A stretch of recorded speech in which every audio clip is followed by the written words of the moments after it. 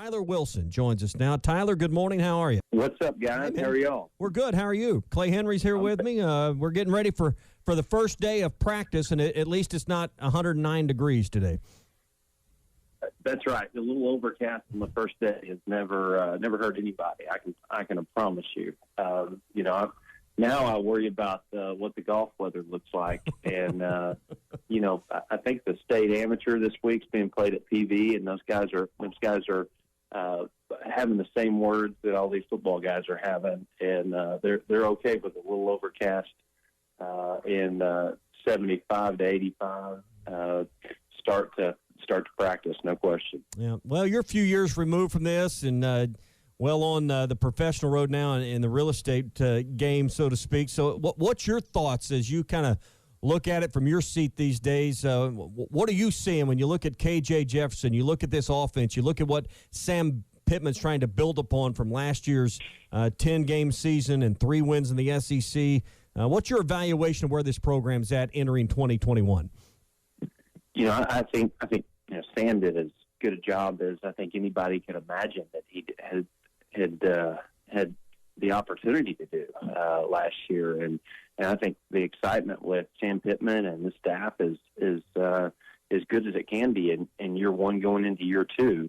I think the question mark is, we had Felipe Franks last year, and Felipe seemed like one of the bright spots and a guy that had tremendous experience. And, where does that go moving forward with KJ? And there's just some uncertainty maybe at the quarterback position. But other than that, I think, this is, another tough schedule. It's another tough calendar that Arkansas has got to go through. And, how can we improve on what we did last year with seemingly really the same type challenges in a calendar and a schedule that we had last year. Tyler, this is Clay. When you look at expansion in the SEC, did you ever imagine that Oklahoma and Texas would suddenly be in the SEC? Did you consider playing for either one of those schools? Well, I'm trying to go back a little bit in time, and I didn't get offers from Texas. Josh Heupel was at Oklahoma at the time, and Josh was recruiting me at Oklahoma. So some vague involvement there with that program. But I can say this: I can promise you that right now some people are questioning. Oh my gosh, we're taking 2 more juggernauts into this conference, and what does that mean for Arkansas long term? I don't think any players that I played with during my time were seriously considering OU or Texas, and if they were offered by them, Arkansas got them over those guys. Typically, was not a conversation we were having. That hadn't been 2 schools we've competed for recruits in a long time. I mean, maybe in the old Southwest Conference days, there was some heavy recruiting there. But I think Arkansas has not competed with those 2 schools for an abundance of recruits. It probably since they've joined the SEC.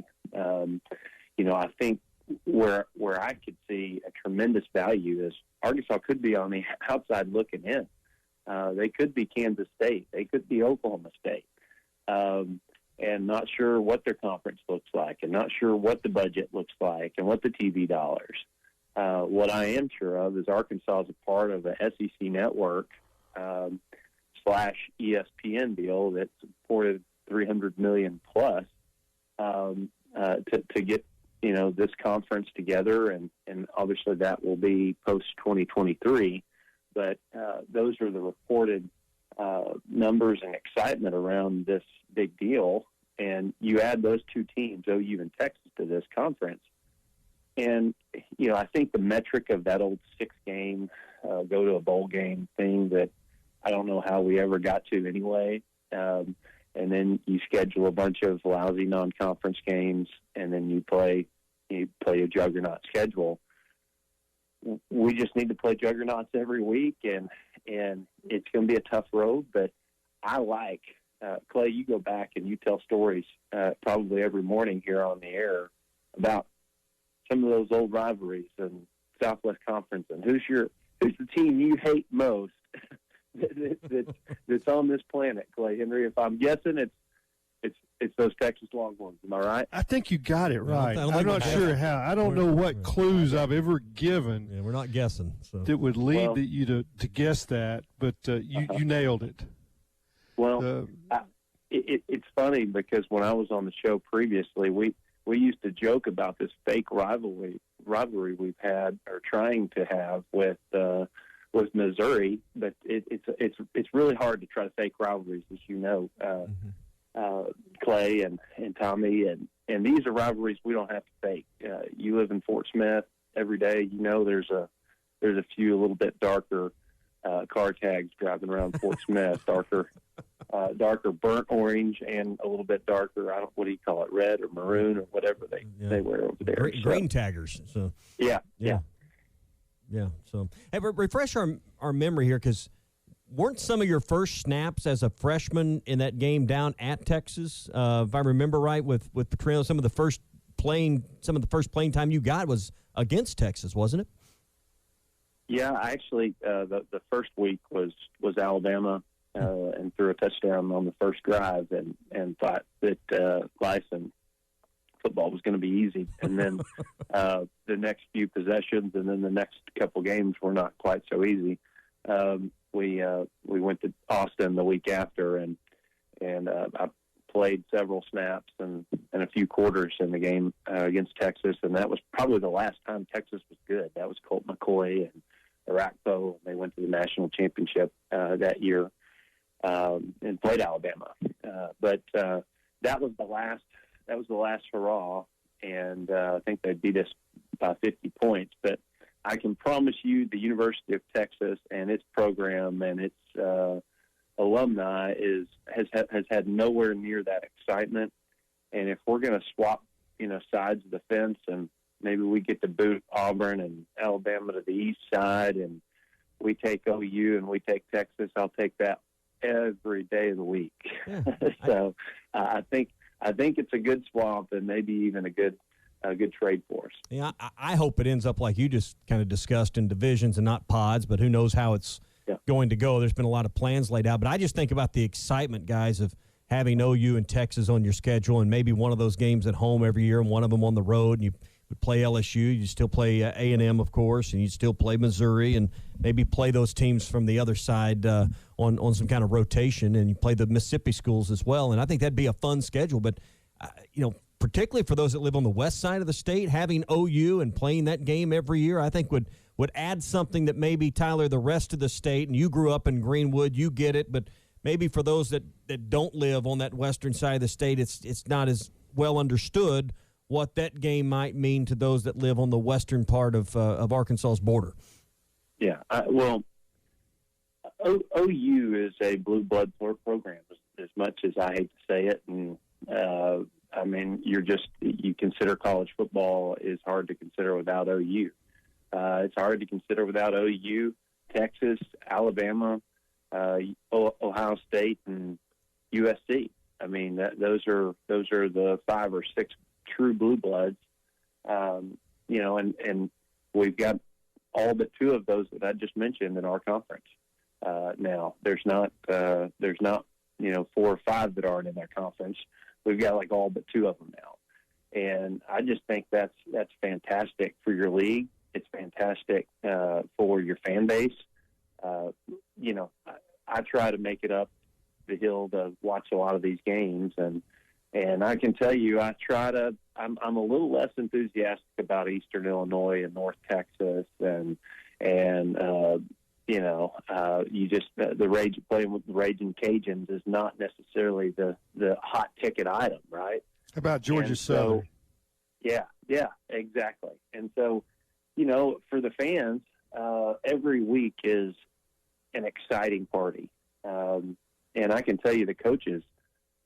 I would imagine as a coach, if I'm looking at this, the worst thing to do in the off season is prepare to play one of these weak non-conference games, because they're going to throw all the tricks in the book to try to beat you. And if you don't beat them, everyone's going to go, you guys got beat by North Texas by 50 points, and then you're fired. So, that's the concern that I think you have as a coach. And now if you get beat, at least you're getting beat by a quality opponent. Tyler, KJ Jefferson, we know, is the number one. And, there's some good vibes about the way he played in the Missouri game. But still, he has some things that he needed to clean up in the offseason, namely accuracy. It seems like every once in a while a pass sailed on him, and, throwing it in a tight window wasn't his cup of tea sometimes. He could float out that deep pass. What do you do in the offseason that helps clean that up, and is that doable? Accuracy is tough to coach, Clay, and it's one of those things where sometimes you either have it or you don't. But I will say repetition is the next best thing. You gotta throw the ball, and you gotta throw it a bunch, and you gotta be. But it's hard to say someone's not accurate. They're less accurate when they don't know, when they're uncomfortable. They've been in uncomfortable situations. They're not familiar with the playbook. They're young. There's a lot going through their brain, and their feet aren't maybe in the right positions because of all those uncertainties. And so therefore it causes inaccuracies. I was not nearly, if someone was on the outside looking in as a true freshman watching me play, they'd say, well, Tyler's not very accurate. Sometimes he throws it in the dirt and this or that. Well, if you put me in a setting when no one's rushing and I'm just out there throwing routes, I was pretty dang accurate. But when you got people running at me and I don't know what's going on and I'm young, I made some bad throws and it looked inaccurate. And, so I think with experience, with knowledge of the playbook, every quarterback gets more accurate. And then familiarity with the receivers and the crew and the staff, all of those components make a quarterback more accurate. How much of that is kind of like golf? If you believe you can hit the shot, you probably can. Is throwing a football kind of like that? If you believe you can, you probably will. If you believe you can't, you probably won't. There's some psychology to it for sure. And when I felt confident about what my receivers were doing, it's like the difference in golf and that analogy is there's a variable. There's a variable in football. There's about 20 of them. In golf, that the ball's standing stagnant on a tee, and no one's rushing. The only variable is there might be some wind. So, yeah, which should make it easy, but it never is, right? It never is. That's right. But I think seeing and feeling it and repetitions is a solve for every quarterback. And I confidently believe, what you lack maybe in accuracy, but you make up for in athletic ability could be the biggest difference that we've seen, in quite some time. Really, Franks was a great runner. He could move. He could do some things that Ryan Mallett and myself couldn't do. And that was probably nice for fans to see. They've been seeing quarterbacks couldn't move for a long time. But, I think that maybe what you see is, where we might lack some pocket skills, we see made up for on the run, on the move when things break down. Yeah.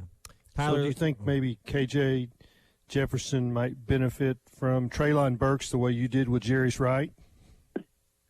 I sure hope so. Jarius was a kryptonite for a lot of people, and I've always said this: the biggest difference between my junior and senior year, there was a few differences, but one of those was not having.